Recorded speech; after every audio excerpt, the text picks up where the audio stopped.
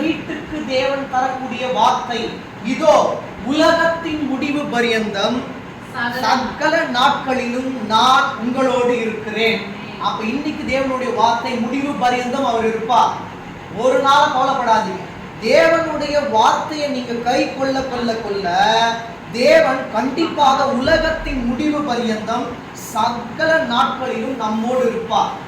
அதுதான் தேவன் உங்களுக்கு கொடுக்கக்கூடிய வாக்குத்தத்தம். நம்பிக்கையில உறுதியா இருக்கணும். முடிவு பரியந்தம் ஒரு குறிப்பிட்ட காலகட்டம் நம்மளுக்கு எப்படி நம்ம ப்ரேயர் பண்ணி ஒரு 3 மாசத்துக்கு அப்புறமா நம்ம என்ன ப்ரேயர் பண்ணுமோ அது வந்து நடக்கலன்னு வைங்களேன். ஏசப்பாக்கு கண்ணு இல்லையா, நான் எவ்வளவோ கேட்கிறேனே, ஏன் தேவன் நான் கேட்டதை பண்ண மாட்டிருக்காரு அப்படின்னு தான் நம்ம கேட்போம். நான் நியூஸ் சேர்த்து தான் சொல்றேன். அப்படி இருந்த நாட்கள் உண்டு. ஆனா தேவனை முழுமையா அறிஞ்சிட்டதுக்கு அப்புறமா அவருடைய ருசி உங்களுக்கு எப்பவுமே எப்படி இருக்கும்னா ஜாஸ்தியாகிட்டே தான் இருக்கும், குறையாது. அந்த நம்பிக்கையில உறுதியா இருங்க. நம்பிக்கையில உறுதி எப்படி தெரியுமா இருக்கணும், முடிவு பரியந்தம் இருக்கணும். தேவன் என்ன பண்ணுவார் அப்படின்னா சில நேரங்கள்ல பரீட்சை வைப்பார்.